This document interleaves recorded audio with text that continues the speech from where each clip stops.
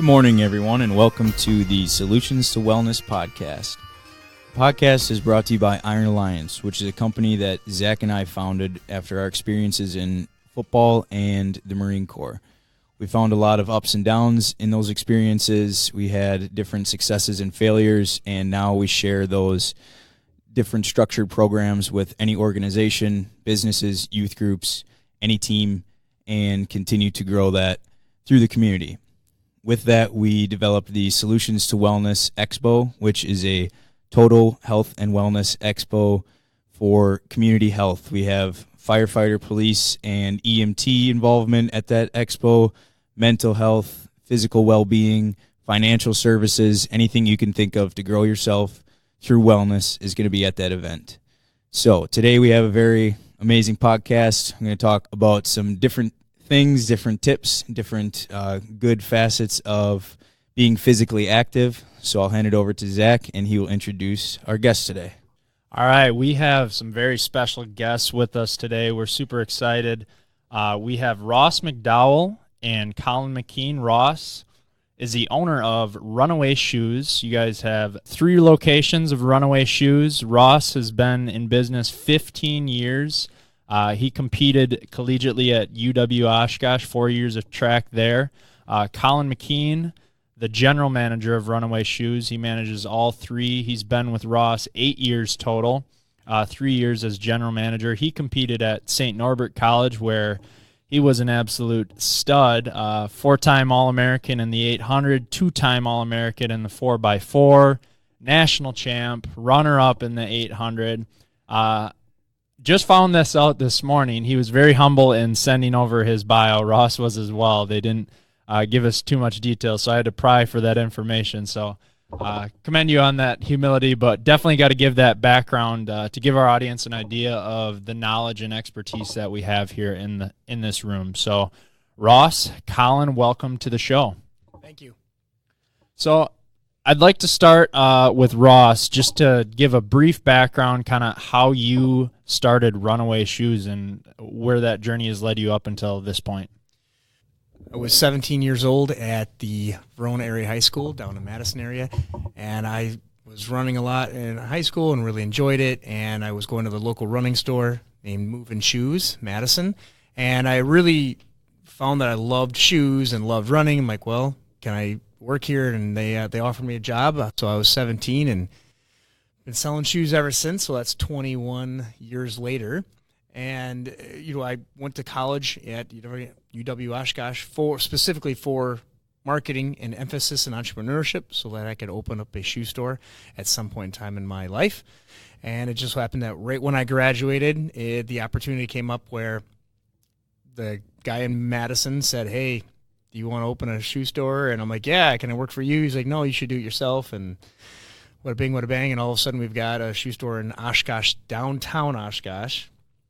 And then we were there for 2.5 years, and then we opened up Green Bay. And then 4 years after that, 3-4 years after that, opened up Appleton. And now we have all 3 stores. And then we started an events company in 2011 or so, 2010, 11. And so we've been doing events and running shoe stuff throughout the Fox Valley for 15 years. Kind of crazy. So first off, you planned on opening this store since, sounds like, age 19? I was 17. Ever since, as soon as I started working there, I'm like, I want to do this for the rest of my life. Then that's about my junior year, so I was looking for colleges, and that's when I looked at marketing, emphasis, and entrepreneurship, so it gave me a well-rounded business idea. Now, they can't tell you ever and teach you everything in college, but it was definitely a start. What was going through your head when you were kind of making that transition into your own store and your own business and everything? How were you feeling? I thought I was pretty cool at the time, but then my work ethic, my understanding of the world, I knew nothing. I was such a green little kid, really. And I was 23 years old, and like, oh yeah, I'm going to sell shoes, and people are just going to come because that's what I know. Like, existing businesses, like Movin' Shoes, that was there for 30 years at that point in time. yeah, that's where you go. That's what people want. They want the expertise. They want the experience, and they're just going to come to me. That's not really how the world works. So I was learning that location actually matters. And as much as they tell you that, you know, the 23-year-old kid, that doesn't actually mean anything. And so I learned a lot about that. I learned a lot about how to be frugal and being intelligent with your money.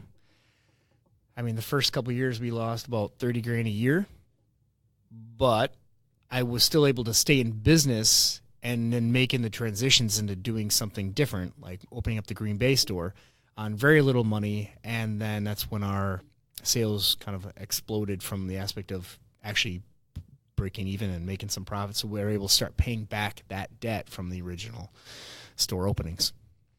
So to the people that think success comes instantly overnight, how long was that process until you're finally breaking even? Breaking even was probably year 4, but paying back all the money from the previous years, it probably took about year 8, maybe year 9.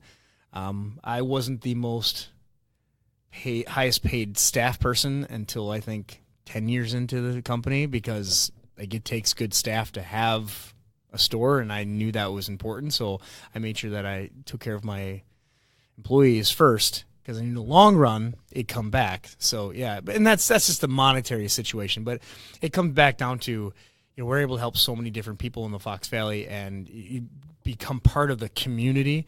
You know, when I'm at different functions, I've seen some of these people for the last 15 years, and that's pretty fun. They're like, oh, hey, how's your grandkids doing? How's your kids doing?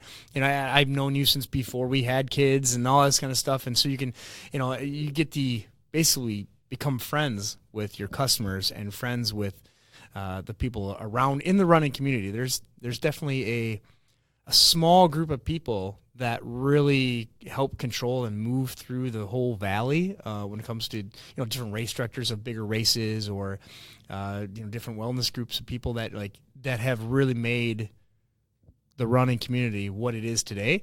And I think so many people forget that. So actually what we did is this past few months and through the next 6 or 8 is letting people know how the community runs. And it's not just about going out and running 5 miles. It's actually like, do you realize that behind the scenes people that are doing the, you know, moving barricades around to putting the cones out on the course every day, or somebody who certifies all of the races. Like there's one guy, Dave Moore, who literally certifies every 5K, 10K, and half marathon almost in the entire state of Wisconsin. The guy is 72 years old and can just rock it, you know, and he still runs really well and does, you know, half Ironmans. And so it's a person like that most people just don't know because you're not introduced to him. So Runaway Shoes, we're trying to do that, is introduce the general running population to understand that there's so much that goes behind the scenes, and hopefully you get to learn a little bit more about Northeast Wisconsin and how cool it really is. Definitely starting to realize, Chad and I have been running a little bit more, just exactly what you said, the community behind the running community. It's really incredible. Much respect to you for battling through just creating this business over the last 15 years and sticking it out through those 4 years and then getting to where you are now. We spoke earlier off the air. You kind of roam from business to business, and Collin is your boots on the ground, so to speak. You know, he's in here every single day kind of helping out the community members pick out the shoes. So, Collin, you've been here a total of 8 years. That's right. Let's backtrack before that. We got to talk about the St. Norbert College experience. Perfect. How I mean, it's going to be tough to summarize, but how did you become an All-American? In the 800, I was pretty good in the 8, kind of going into college. And at the time, I chose St. Norbert because I wanted to take a step back from running. And I knew I could compete and just kind of just like enjoy college and just like go out there and dilly-dally around. And then a couple of years in, I was like, okay, I want to really start getting serious about it. And there was a coaching change that happened halfway through my junior year. And a guy came in, and it was the first time St. Norbert had actually hired a full-time coach for track and for cross country. Up to that point, it was all part-time people. So, you had the previous coach was a full-time accountant, and then he was coaching on the side. And it's like at the college level, you have to be able to recruit. You have to do like all of the stuff that requires a full-time position. And so they ended up hiring a guy who was, he was much older than I was. He was 27, 28. He came from out east, and he was a stud distance runner as well. He'd come from a really established program, Keene State in New Hampshire, and it was like he came in January, and like my mileage jumped, the workout intensity jumped, and like in the span of like 4 weeks, I went from like running a decent 800 to having like the top 800 time in the country going into nationals for Division III. And that was that. And it was like, I went into nationals. This was indoors. And, I had competed in the 4x4 at nationals the year before. And it's a different atmosphere and obviously a different kind of experience. But when you're going there on a relay team versus solo, it's I don't know. It's just a different experience. The nice thing is that my coach, Joe, he and I just got along great. And he was such a confident, like he just exuded confidence. And it was so hard to just not grab onto that. And so indoors happened, and that was actually, nationals was only the second 800 race that I had actually won that year. I won conference, and then I won nationals. Every like invitational up to that, I was second. So conference, nationals, I won it. Then outdoors, it just kind of continued. And then that was runner up outdoors. Nick Simmons was the champ. He's an Olympian and ran 142 something in the 800, which is like absolutely ridiculous. So, and he, on the other side, he never lost an 800-meter race until he was out of college, and it was at the USATF Championships against all the other professionals that he ended up being runner-up, and that was the first race that he lost after 10 years of competition in the 8. So he was, he knew what he was about. And so, and losing to him, I was just like, I can just say that I raced against him, so I'm fine. So yeah, and it was. Obviously, it's tough to replicate any kind of experience like that. And then senior year, I ended up being 4th indoors and 8th outdoors, which, again, when you go in expecting and really looking to repeat, and it just doesn't happen, you learn some things both about a lot about running and kind of desire and motivation when you have this goal and you don't even get really close to it. And like after outdoors, when I was 8th and I ran, the time that I ran there, I ran faster in high school. So it was like I was embarrassed, and it was just like I finished, took my spikes off, and I'm like, I'm never running. I'm not going to run a step for the rest of my life. I am done. And then 2 weeks later, shoes are back on. I called up Pete Henkes, who's a Wisconsin runner, which is like a semi-pro club basically in Wisconsin, and I was like, I want to start running again. And so he had me, so we kind of he flew me out to Mount Sac, and I was competing in some 800s again, and so I kind of got the bug back. But yeah, the ups and downs of competition and running are definitely something that I've experienced and are different. So that last race you ran, that was your last collegiate race that ultimately, like you said, was one of your worst races. Yeah. I know. Not great. I have it on tape, and I'm pretty sure I destroyed it. So when you were, after that race and all those things were going through your mind and you said, I'm never running again, what changed your mind? That's a good question. I think, I don't know. I mean, it it's just a part of you. I mean, I've been running at that point I've been running for 7 years. I mean, not nonstop, but pretty much nonstop. Certainly been competing nonstop for 7 years. And it's like, it's tough to just turn off the spigot and be done.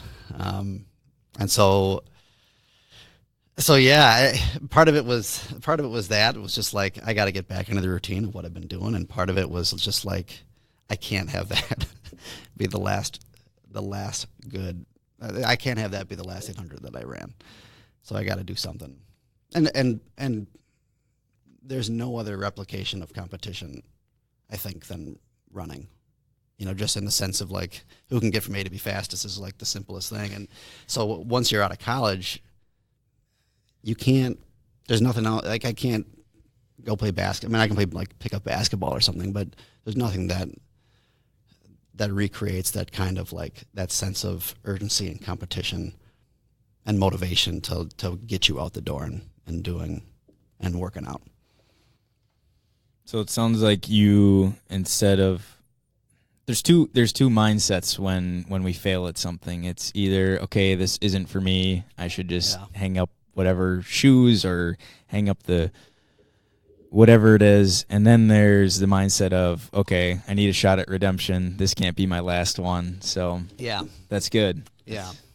How much of your guys' experience at the collegiate level transitioned into Runaway Shoes? So your knowledge, obviously, for those who don't know, Runaway Shoes, they sell shoes, all sorts of running gear, socks. Talk about that, how your experience in college transitioned into business. I'll take that for a second. I'll take the first one. So I'll just say personally, after I got done competing, then I got into coaching, and I ended up being a GA at the same place that my coach Joe had come from. So now that I have all kind of this background in just in training and how to coach, I try to take that knowledge and impart it on all of the runners that are coming into the store. And not just runners, but just all of our customers that come in who just have basic questions from just like, I just want to start running. What do I need to do? Okay, well, if you've never run a step in your life, we're going to start with this. And then I can kind of walk them through some stuff.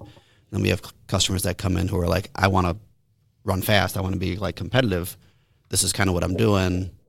What else can I do? And then I can kind of walk them through some other things to kind of take them to a different level than what they're accustomed to. And so it's kind of being a knowledge base for the community, so they know that they can come in and talk with people who have competed at a certain level, certainly, but just who are experienced enough and have been experienced runners for a long time. Because you just learn, there's just things you learn over the course of time that we look to pass on. Yeah, I would agree with that. The learning over time is like, the more you run, the more you participate, the more you learn. Everything from, we have plantar fasciitis. Well, this is certain things that we've learned that help with that. Or, how important shoes are. Well, if you wear your shoes all the way to the very end, and every time you step is 3 to 5 times your body weight, and if you don't have that cushion, it's coming out of your knees and your ankles and your hips and all that kind of stuff. So that's where injuries start coming into play. And we've seen a lot of those injuries because, like I said, the more you've been running at a high intensity level for how many years, you have a lot of injuries, and you have a lot of different things that happen and pop up to you. And you ask those questions to your coaches, you ask those questions to other professionals, PTs and athletic trainers and all this kind of stuff. So there's lots of things that is one base that brings the knowledge. I think the other two is the connections that we've built. In Northeast Wisconsin, both of us ran here. A lot of the people who go to school here also then stay here because it's such a great place to live. And when that happens, you start meeting kids that you ran with. And like right now in this area, the Lawrence coach I ran with in college, the Oshkosh current coach I ran with him in college and against him in high school. So and that's just this local connections that I ran with in college. And so that gives you those, everything from lots of other different coaches in the area either have come through the D3 program in Wisconsin or have had some sort of connection. And it's been really fun from that perspective that you get to see these people all the time and participate in their lives.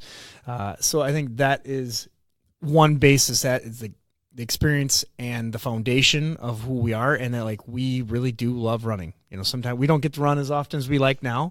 We both have little children, but we know that in the future we're going to come back to it because we still enjoy it. And yes, we might have to put our shoes up on the wall for a couple of months here and there if we get injured and it takes us longer to get back, but we still just go out and run and want to keep doing it. Our internal director, Claire, she's had a tremendous injuries with her IT band for she ran at college at D1 level, and all of a sudden it's now almost 10 years later, 7 years later since she was in school, and now she's back out running again because she found the right thing that's just helping her staying injury free, and she's already running faster 5Ks than I am, and I'm like, that's fantastic. Or I haven't ran 10 years for that matter. So it's amazing that somebody like herself who was injured for so long still has that drive and still wants to come back, and that's kind of a runaway who we are. We might get put down every once in a while, but we keep getting back up and and fighting for what we are. So on the topic of injuries and whatnot, my cousin actually, we've been kind of keeping track of each other, how we've been running each week and everything. He said he took this week off because he had nothing major, just a minor tweak. What's your best recommendation for something like that? Is it time off? Is it icing it? Is it stretching it for those minor injuries that kind of hold you back for a week or two? Well, we're not professionals, but in generally what we would say is yes, listen to your body. If something's going on, it's okay to take time off. And so many people get kind of caught up in that, like, oh, if I miss one long run, I'm not going to be able to run my marathon or my half marathon or even a 5K. Like, the consistency is key for training. So if you need to take a week off, like you're not losing anything by taking a week off. And you might kind of feel funky when you come back, but in general, listen to your body and go from there. Also, foam rollering and stretching, all these things have a play. Massage, obviously that's with the foam rollering aspect. Talk to a professional if you think it was more than just a tweak or something like that, for sure. An athletic trainer or a PT or a chiro. I mean, all these people have different experiences that you can kind of draw off of or ask questions, but that's what I would typically say to that person. The only follow-up I would say is that a lot of our customers, rest is obviously key, but a lot of them will think that if I take this week off and I don't do anything, then I'm going to come back and be fine. And it's like, well, so what we talk with them about is rest is going to help, but you kind of got to find whatever the root cause of the injury was. So if it's a calf tweak, obviously taking time off is going to help relax and rest that muscle. But why did you have a calf tweak in the first place? Okay, well then let's walk through band exercises that you can do. Let's walk through stuff that you can do to try to strengthen the area, so when you get back to running, you're not going to just run into that same problem 2 weeks later. So that's where we work a lot with, as Ross was saying, like the PTs in the area, and we do injury screenings at the store so that our customers can have ready access to medical professionals. I mean, Ross and I have been, again, running for a long time, competing for a long time, and we see a lot of the same things.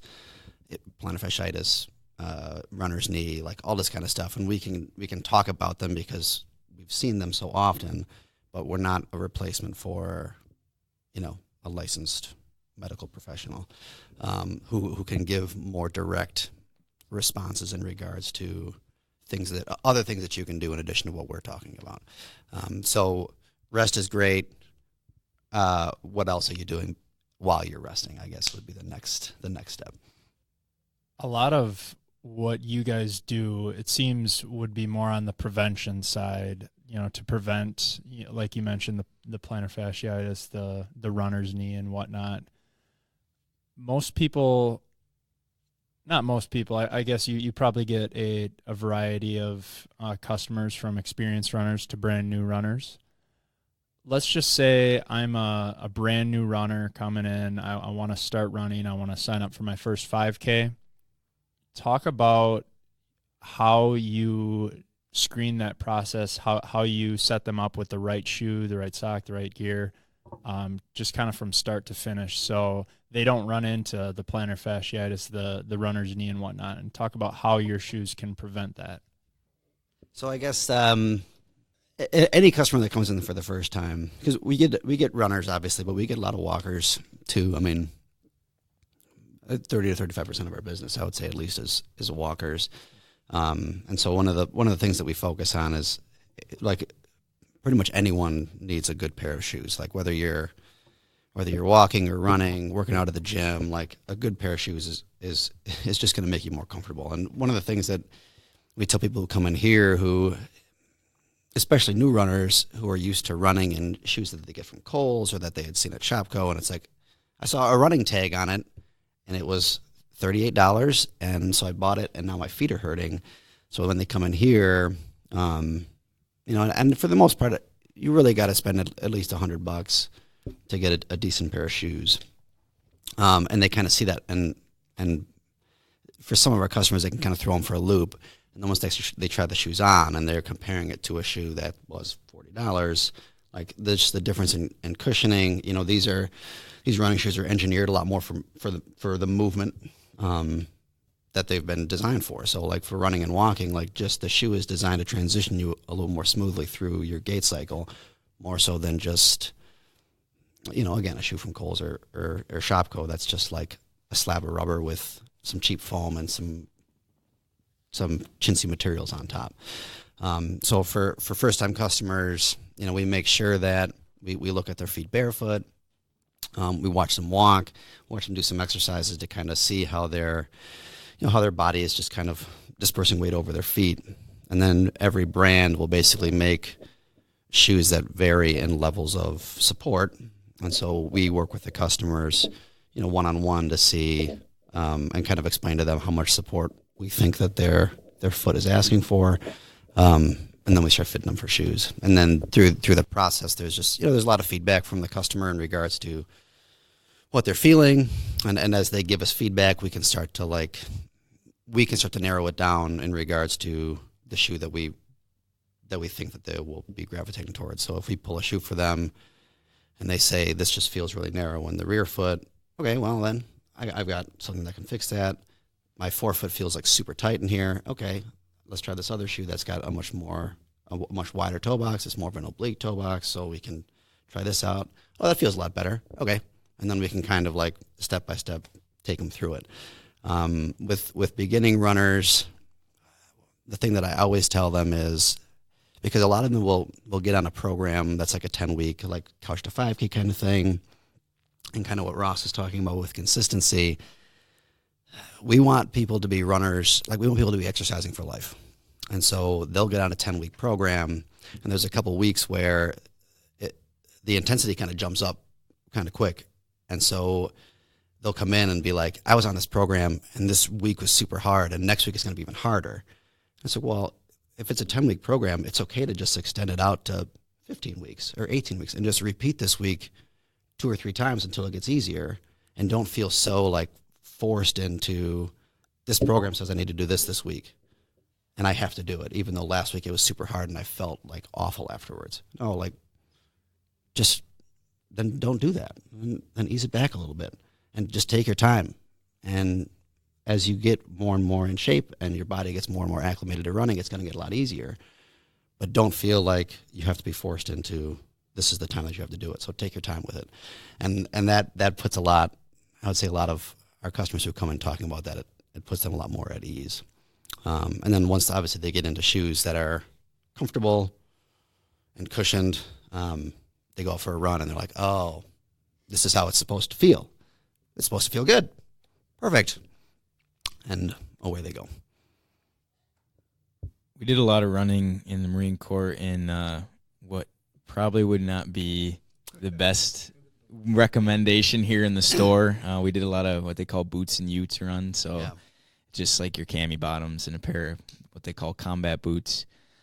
How much, in your experience, injury-prone, instances from bad shoes, and then the correction comes from a good pair of shoes that they leave the store with, and they come back and say, "Wow, it helped my calf or my whatever knees." And we see it all the time. I would say, especially with high school kids, we get a lot, because high school kids will see, like, a good-looking pair of shoes, and then that's what they want to run in, and like the Nike Free is a shoe that we saw, which isn't as popular now, but 4 or 5 years ago when like every high school runner was in them, and it's like the number of shin splints problems that we saw with that shoe, and then it's like they come in, and it's like here's the Nike Pegasus, which is more of a high mileage daily trainer kind of shoe.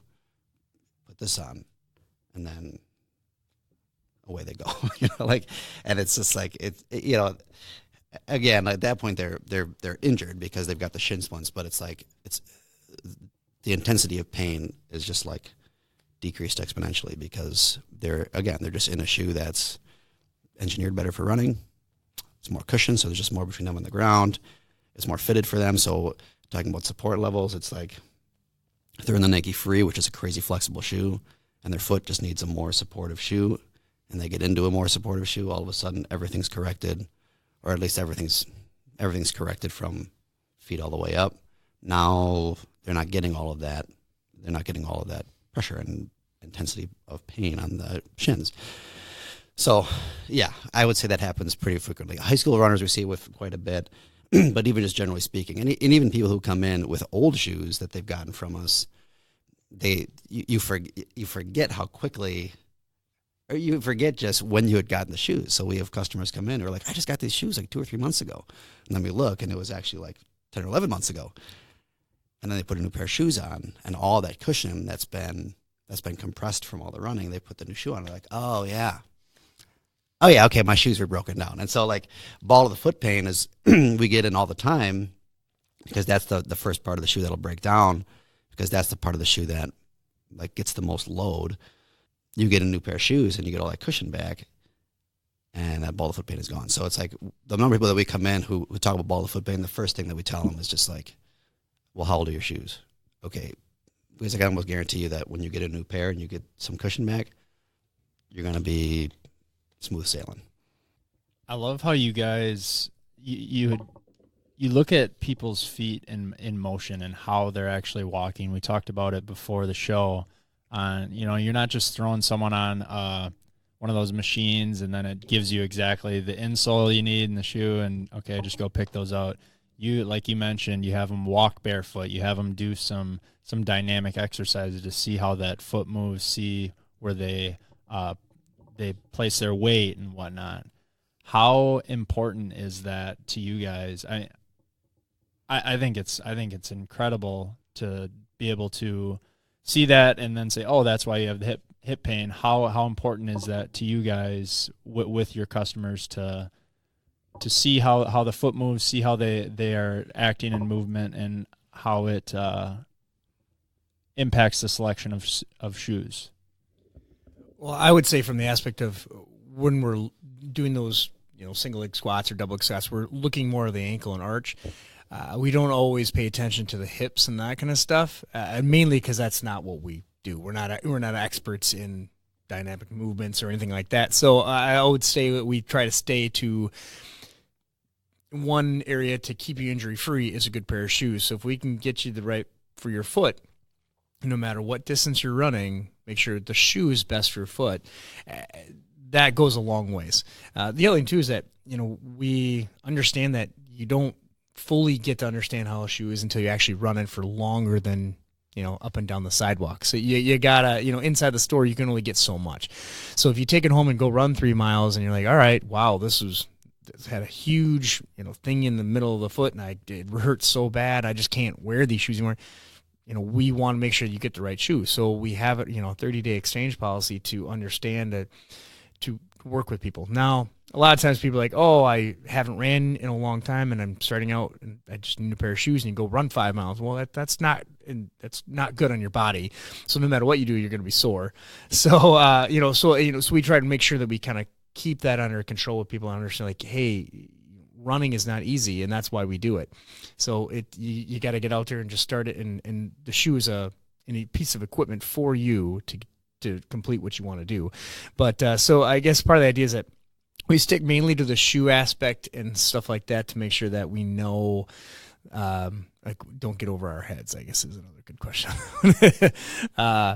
So, I mean, if I personally know somebody like, well, like when I have had issues, I have really weak hips, and therefore I dip when I run, and therefore it causes me to have more problems in certain areas of pain and other stuff like that. I'm like, all right, so if I do hip exercises, it's amazing how quickly that goes away. But that's a personal thing. And so like there's different things that I would say that I let my mouth run. Depends on who it is.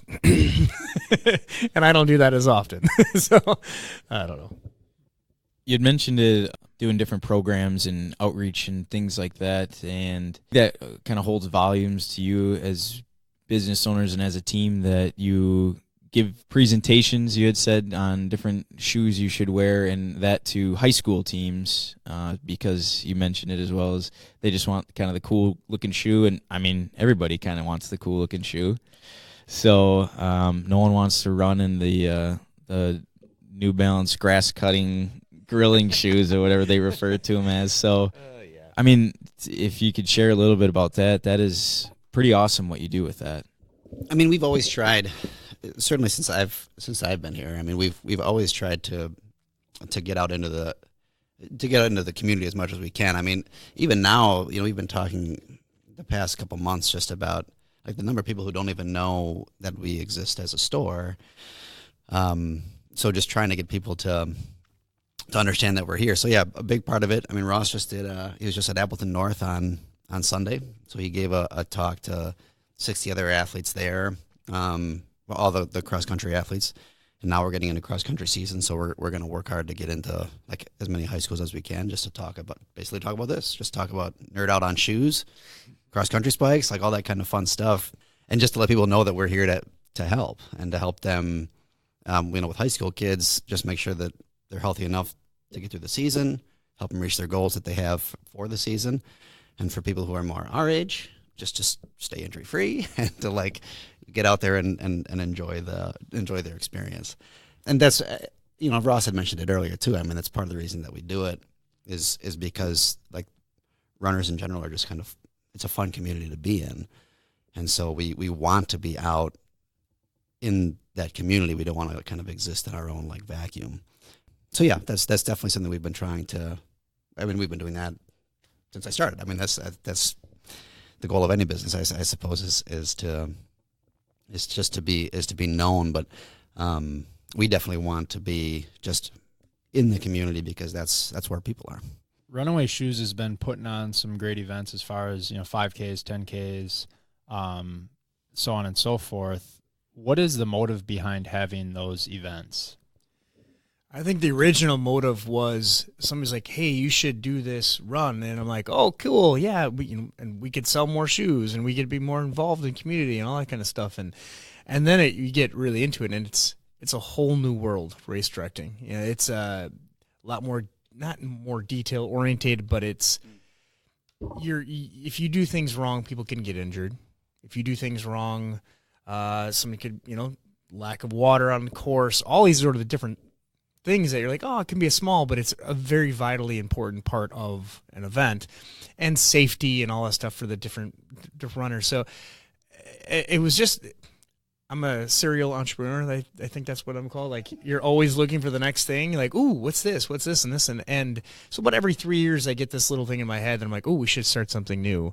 And it's literally like every 3 years it kind of comes up, which is 6 months from now is there 3 years from the last thing we did. So I'm not allowed to do anything for a while. But the idea is that, so it came up like, oh, we should start race stuff. And so we did a mud run called the Hot Mess Mud Run with WIXX. And that was, it was a lot of fun. It was actually the most fun event I've ever put on. I get to spend out a week digging trenches, cutting weeds, pulling ropes between different tree limbs and all this. I mean, it was so much fun, but it's a lot of time and a lot of effort. And it just came down to, I had both my kids either right before or right after that event. And my wife goes, if you could not do that event again, I don't want to have, like, I'd like you around for a week or two.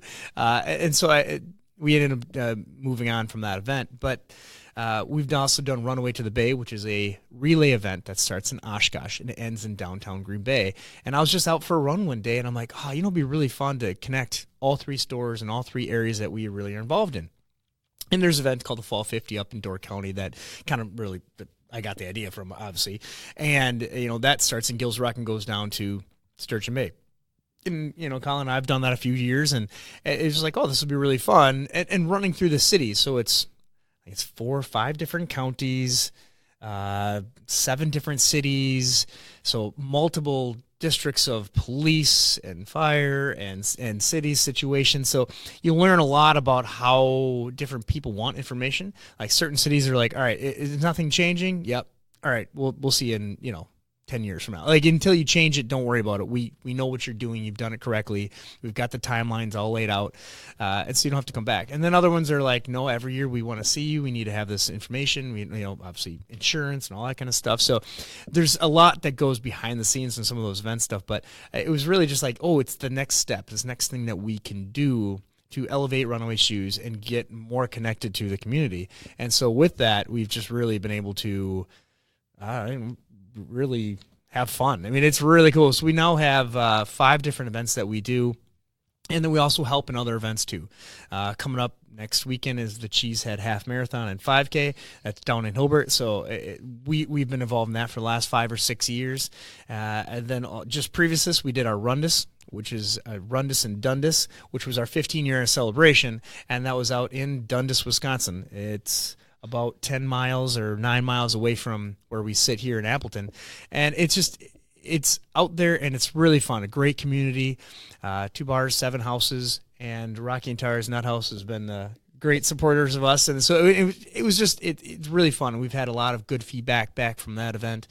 And now we've got our fall events, which is our Houdini 10K, which starts in Houdini Plaza and runs around in downtown, or not, just south of the river, and then also after that, Santa's Camper. So that's an event that's been going on, I think, for 42 years or 30. It's I can't remember the exact number, but this has been around for a really long time, and that's a 1-mile event that goes down through the Appleton parade route, holiday parade route.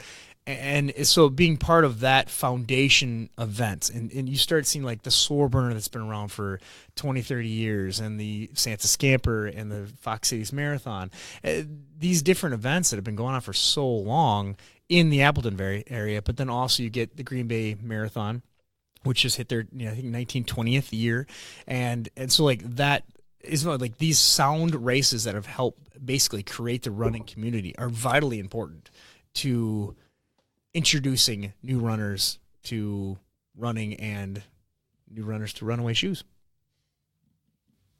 Little plug. Can't go wrong. I'm sure we could continue on about all this for another 2 hours, because this is great. I mean, the growth of the events in the area is another way growing wellness, growing health and everything in everybody's lives. So what is the best way people can, there's obviously they can sign up for races to get more of that community grown and that outreach to people. What can we do? What can people do? Volunteering, whatever they can do at these race events, and where can they go to find some information on these different things? Runawayshoes.net would give you kind of like the basis to our events, and also to getting some information like where our stores are located, Oshkosh, Appleton, Green Bay, or also to get some general shoe information, stuff like that, and how to contact. The stores are open 10 to 7 Monday through Friday, and 10 to 5 on Saturday, and 11 to 4 on Sunday, so we never really have a day off. And the idea is that we're always available to somebody coming into the door, and if the employee or staff person doesn't exactly know what the question you're asking, it's part of philosophy is to write it down and get the information from somebody. So if you want to know about how to volunteer for one of our events, or for say the Fox Cities Marathon, then we can get that information to them, and we can pass them along to the race director of Fox Cities or the volunteer coordinator there, or if it comes to another local event like 5K, 10K that you want to know more about, we're typically going to be able to get that information for you and lead you in the right direction. So we kind of are that resource and want to be that resource. So if you have information about other local runs and stuff that we may not know, bring it on in, because we want to have that connection to the community and let us know that what we can do to help out. Well, gentlemen, thank you for your time, and it's been a great learning experience. We'd be happy to have another conversation on the topic. So, thanks. Thank you.